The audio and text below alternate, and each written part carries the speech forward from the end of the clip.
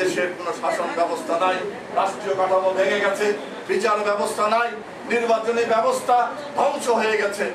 এইটাকে প্রমাণ করার জন্য জাতিসংঘ থেকে অস্কার তারাঙ্গকে তারা নিয়ে এসেছিলেন।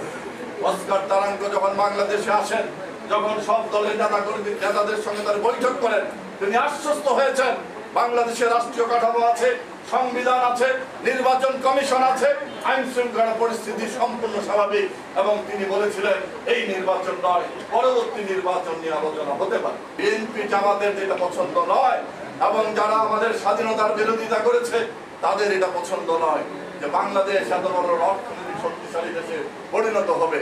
এই কারণে ষড়যন্ত্র বারবার এসেছে। কোন ষড়যন্ত্রে তারা সফল হতে পারে নাই বলে আজকে একটি স্যাটেল মীমাংসিত ইস্যুকে কেন্দ্র করে ছাত্ররা হ্যাঁ, এখানে হয়তো আমাদের কিছু দুর্বলতা থাকতে পারে, কিন্তু এই দুর্বলতা রাষ্ট্র ধ্বংস করার জন্য নয়, কিন্তু এই দুর্বলতার সুযোগ নিয়ে ছাত্রদের সেই প্রতিবাদী সেই চিন্তা ভাবনাকে তারা কাজে লাগিয়ে তারা বাংলাদেশকে জ্বালিয়ে দেওয়ার চেষ্টা করেছে। বাংলাদেশে ডিজিটাল প্ল্যাটফর্ম পুড়িয়ে দিয়েছে। পদ্মা সেতুর যে কষ্ট, সেই কষ্ট থেকে সেতু ভবন তারা বারবার আগুন দিয়েছে, একবার দুইবার নয়। বিটিভি যেই বাংলাদেশে উন্নয়নের কথা বলে, উন্নয়নের প্রচার করে, সেই বিটিভিকে রাষ্ট্রীয় প্রচার মাধ্যমকে তারা পুড়িয়ে দিয়েছে। সমগ্র বাংলাদেশে তারা তাণ্ডব করার চেষ্টা করেছে।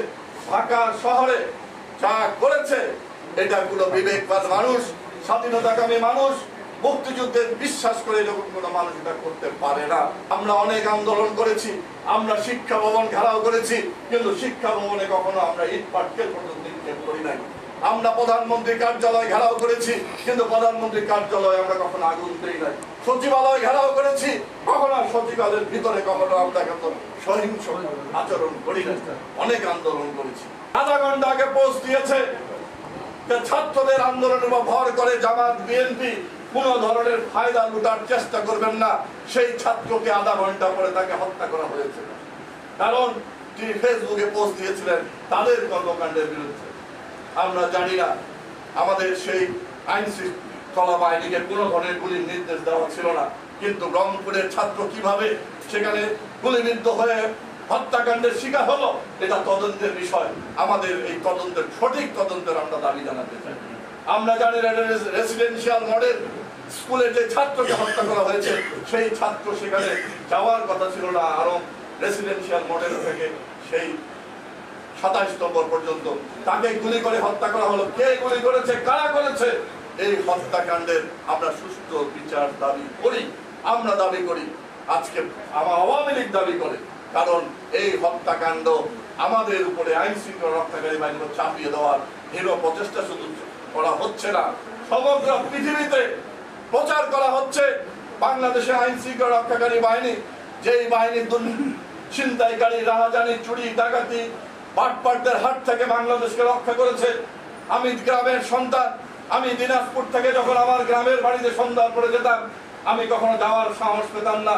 এখন রাত বিরাত যখনই যাই, আমি সাহস নিয়ে চলাফেরা করি। ঢাকা শহরে আমরা যারা দিনাজপুর থেকে যেতাম, সন্ধ্যার পরে কেউ রিক্সায় উঠতাম না, ডেবি ট্যাক্সিতে উঠতাম না, ছিনতাইকারীর ভয়ে। সেই ঢাকা শহর কত নিরাপদ হয়ে গেছে আইন শৃঙ্খলা রক্ষাকারী বাহিনীর কর্মতৎপরতার কারণে। আজকে সেই আইন শৃঙ্খলা রক্ষাকারী বাহিনীকে আজকে প্রশ্নবিদ্ধ করা হয়েছে।